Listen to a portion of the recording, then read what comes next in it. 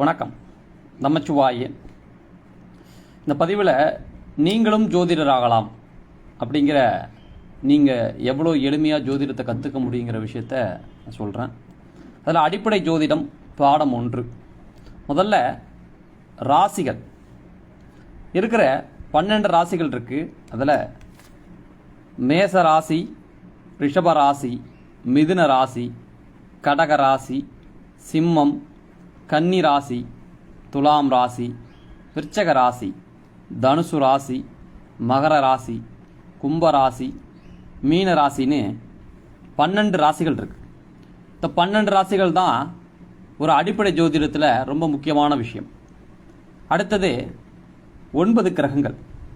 இந்த 9 கிரகத்தில் கிரகங்களில் நிறைய வகையில் பிரித்தாலும் 9 கிரகத்தை முதல்ல பேசிக்கான விஷயங்களை தெரிஞ்சு வருவோம். ரொம்ப பேருக்கு தெரியும், இருந்தாலும் இது ஒரு அடிப்படைங்கிறதுனால ரொம்ப எளிமையாக தான் முதல்ல ஸ்டார்ட் ஆகும். அடுத்த பாடங்கள் போக போக போக நிறையா நுணுக்கங்களை சொல்லிக் கொடுப்போம். இதில் பார்க்கும்போது கிரகங்கள் 9 இருக்குது. அதில் சூரியன், சந்திரன், செவ்வாய், புதன், குரு, சுக்கிரன், சனி, ராகு, கேது, இந்த 9 கிரகங்களும் தான் இந்த 12 ராசியில் போய் உட்கார போகிறாங்க. அதனால தான் முதல்ல இந்த 12 ராசிகளையும் இது, அதுக்கு பிறகு இது 9 கிரகம். இதில் தான் முக்கியமான அடிப்படை ஜோதிடம். இதை முதல்ல நல்லா புரிஞ்சுக்கணும். கிரகங்களில் சூரியன், சந்திரன், செவ்வாய், புதன், குரு, சுக்கிரன், சனி, ராகு, கேது, இந்த 9 கிரகங்கள் ரொம்ப முக்கியமான விஷயங்கள். இதை நல்லா பேசிக்காக தெரிஞ்சுக்கணும். அதுக்கடுத்தது 27 நட்சத்திரங்கள். நட்சத்திரத்தில் 27 இருக்குது. அதை இதை ஏங்க இப்படி எழுதியிருக்கேன் அப்படிங்கிறதுல ஒரு முக்கியமான விஷயங்கள் இருக்குது. இது மூணுமே இதை பிரிக்கிறதுல கொஞ்சம் ஈஸியாக இருக்கும். இந்த மாதிரி எழுதும்போது கொஞ்சம் பிரிக்கிறது ஈஸியாக இருக்கும்.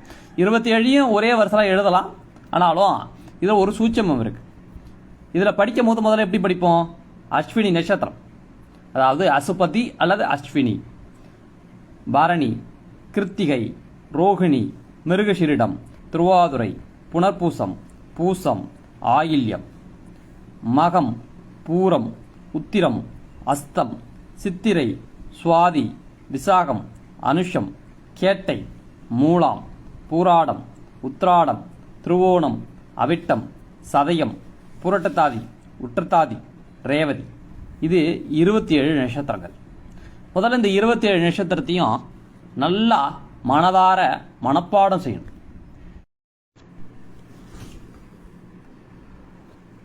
இந்த 27 நட்சத்திரங்களையும் முதல்ல நம்ம நல்லா மனப்பாடங்கள் செய்யணும். இந்த நட்சத்திரங்களை எந்த வரிசையில் கேட்டாலும் உங்களுக்கு சொல்ல தெரியணும். ரெண்டாவது, அந்த நட்சத்திரங்களை இந்த அடிப்படையில் நான் எழுதியிருக்கேன்னா இதில் ஒரு அமைப்பு உண்டு. இது கிரகங்களுக்காக நான் பிரித்து எழுதியிருக்கேன். அஸ்வினி, மகம், மூலம், இந்த 3 நட்சத்திரங்களும் கேதுவுடைய நட்சத்திரம்.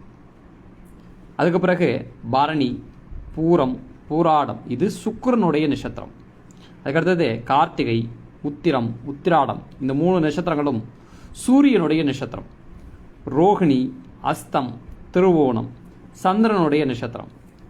கார்த்திக், அதில் மிருகசீரிடம், சித்திரை, அவிட்டம், சூரியனுடைய இந்த செவ்வாயுடைய நட்சத்திரம்.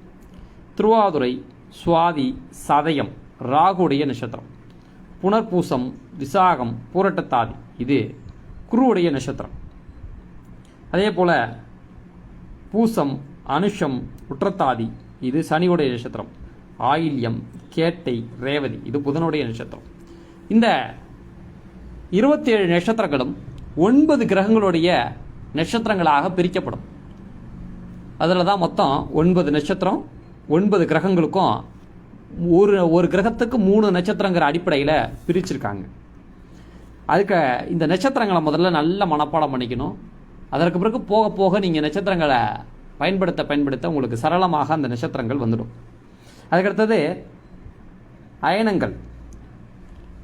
அயனங்கள் 2. இதில் மாதங்களை வச்சு அதை பிரிப்போம். உத்தராயணம் அப்படின்னா தை மாதம் முதல் ஆனி மாதம் வரை இருக்கிற காலங்களை உத்தராயணமாகவும், அடுத்தது தட்சிணாயனம் ஆடி மாதம் முதல் மார்கழி மாதம் வரைக்கும் இருக்கக்கூடியதை தட்சிணாயனம்னு பிரிக்கிறோம். இது 6 மாதம், இது 6 மாதம், இது உத்தராயண காலம், இது தட்சிணாயன காலம்னு சொல்லுவாங்க. சரியா? இதெல்லாம் தெரிஞ்சுக்கணும் கொஞ்சம் கொஞ்சம். அதுக்கு அடுத்தது தமிழ் மாதங்கள். இந்த தமிழ் மாதம் நமக்கு தெரியும், இருந்தாலும் அதோடைய பேசிக்கை சொல்லிடுறேன். மொத்தம் தமிழ் மாதங்கள் 12.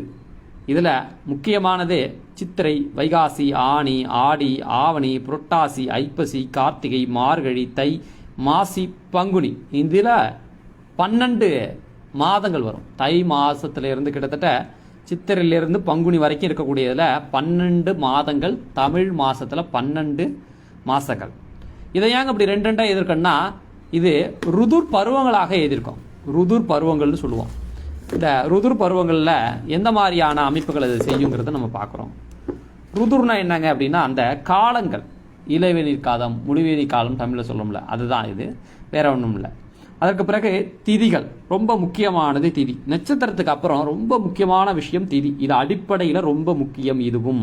சரி, திதிகள் மொத்தம் 15 திதிகள் இருக்கு. இதில் வளர்பிறை திதி, தேய்பிறை திதின்னு மாதத்திற்கு 2 முறை அந்த திதிகள் வந்து போகும். இந்த வளர்பிறையில் அப்படிங்கிறப்ப முதல்ல பிரதமை, துர்திகை, திருதிகை, சதுர்த்தி, பஞ்சமி, சஷ்டி, சப்தமி, அஷ்டமி, நவமி, தசமி, ஏகாதசி, துவாதிசி, திரியோதிசி, சதுர்திசி. இந்த 14 திதிகளுங்கிறது திதி அமைப்புகளையும். அடுத்தது 15வது திதியானது பௌர்ணமி அல்லது அமாவாசை.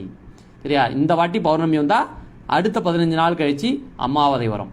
அமாவாசையிலிருந்து வளர்பிறையாகவும், அதாவது அதை சுக்லபட்சம்னும், பௌர்ணமிக்கு அடுத்தது வர்றதை தேய்பிறையாகவும், பௌர்ணமிக்கு பிறகு வரக்கூடிய திதிகள் அனைத்தும் தேய்பிறை திதிகளாக சொல்லப்படும். அது கிருஷ்ணபட்சம்னு சொல்லுவாங்க. இந்த திதியை ரொம்ப கரெக்டாக மனப்பாடம் பண்ணிக்கணும். இதுவும் உங்களுக்கு போக போக ரொம்பவும் பயன்படும். இதெல்லாம் ரொம்ப பேசிக்கான விஷயங்கள், ஜாதகத்தில் ரொம்ப பேசிக்கான விஷயங்கள் இதுதான். இது முதல் பாடம்னு வச்சுக்கோங்க. இதில் நம்ம இன்னைக்கு என்னென்னலாம் பார்த்துருக்கோம் அப்படின்னா, முதல்ல அடிப்படை ஜோதிடத்தில் நவகிரகங்கள், அதாவது நவகிரக ராசிகள், மேசம் முதல் மீனம் வரைக்கும் பார்த்துருக்கோம். அடுத்தது நவகிரகம் பார்த்துருக்கோம். அதுக்கு அடுத்தது நவகிரகத்துக்கு பிறகு நட்சத்திரங்கள் பார்த்துருக்கோம், 27 நட்சத்திரத்தை. அதுக்கு பிறகு அந்த நட்சத்திரத்தை எப்படி பிரிக்கலாம்ங்கிறத பார்த்துருக்கோம். அடுத்தது உத்தராயணம், தட்சிணாயணத்தை பற்றி பார்த்துருக்கோம். அதற்கு பிறகு அடுத்தது பார்க்கும்போது தமிழ் மாதங்கள் பார்த்துருக்கோம், அதை திதி பார்த்துருக்கோம். இதற்கு பிறகு நம்ம தமிழ் வருடங்கள், அப்புறம் அந்த ஜாதக கட்டங்கள், அதெல்லாம் பாடம் 2ல் பார்ப்போம். இப்போ இது ஜோதிடத்தின் நீங்களும் ஜோதிடர் ஆகலாம்ங்கிற பதிவில் அடிப்படை ஜோதிடம் பாடம் 1.